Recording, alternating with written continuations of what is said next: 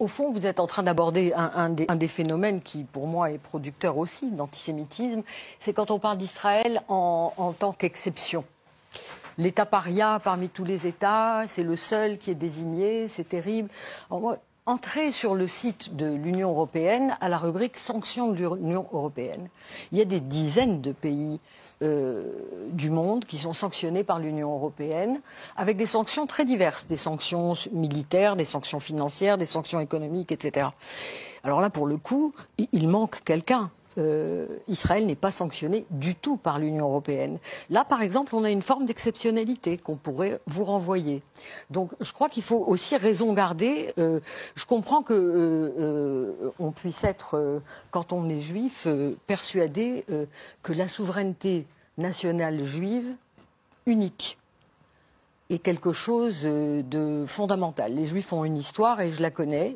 Il se trouve que je suis juive aussi, donc je sais que si j'ose dire, si j'ai juste envie d'évoquer mon père, je sais ce que ça signifiait pour mon père, le fait qu'il y ait quelque part dans le monde un État juif. Après la guerre, après la colonisation française, je sais ce que ça signifiait pour lui et je le comprenais.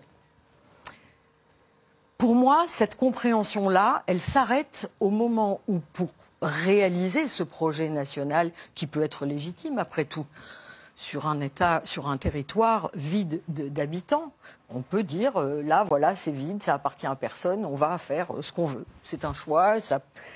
Là où ça s'arrête pour moi, en tout cas, et pour sans doute beaucoup d'antisionistes comme moi, c'est quand pour faire ça, on s'en prend à un peuple qui n'a absolument rien à voir avec toute cette histoire juive et qui est progressivement écrasé depuis près d'un siècle dans le silence. Parce que tout ce que nous venons de dire ne fait que dessiner un énorme trou au milieu de ce studio, qui est ce qui se passe aujourd'hui.